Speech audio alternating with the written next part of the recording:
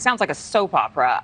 Federal defense attorney Ronald Chapman is going to be joining us right now. We want to thank you. I have to continue this conversation surrounding what happened. First, with Michael Cohen admitting on Monday that he stole this money from the Trump organization. Is his credibility completely shot? Well, absolutely. I mean, we didn't even really expect any new revelations. And then, of course, we get this stealing money revelation. And here's the problem. We have somebody who committed a crime that is definitely more serious than the one that the defendant, Donald Trump, is charged with, admitting for the first time on the stand that he's committed this offense, in addition to a range of other offenses, $2.3 million in tax evasion.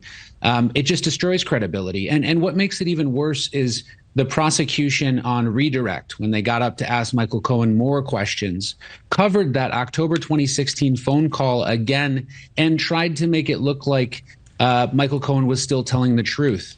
Strange bedfellows here. A prosecutor putting a witness on the stand and vouching for their truth, where they are an admitted liar as well as an admitted thief now. Yeah, I think that the American public watching all of this play out are thinking, since when did becoming an admitted liar make you more credible when it comes to speaking truth to power, as so many like to say today? Some legal experts could have faced up to 15. They say that Cohen could face up to 15 years in prison for having stolen that money. Do you think he could still be charged in all of this? I think that likely the statute of limitations is passed on that money. I'm not sure. I haven't really run the calculations. Probably not. But what he could still be charged for is the additional lies that Cohen has told. I know he's already been convicted of perjury, but we've obviously got a letter from members of Congress suggesting that he should be looked into again by the Department of Justice for false statements, and I'm sure that will happen. The other drama concerning Judge Merchan slamming defense witness Robert Costello. Caitlin so eloquently just painted a picture for us of what happened.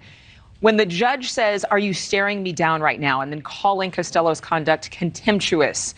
I read the transcripts. Clearly, it's up to the judge's discretion. But is this being overblown? Did the judge overreact? Was this a matter of both of them letting their emotions get the best of them? And this is difficult. Without seeing the specific reaction, it's hard to say. One thing's for sure, we haven't seen the judge act this way yet. But we also know that Bob Costello has a relatively decent reputation. He was high up in the Department of Justice, U.S. Attorney's Office in that area.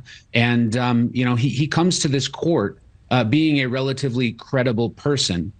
His behavior in this court appears to be out of the ordinary. So I think one of two things is true. Either he is playing up for the jury his disgust and contempt for the case, and this isn't his true character, which the judge certainly would want to stop because that's not appropriate conduct.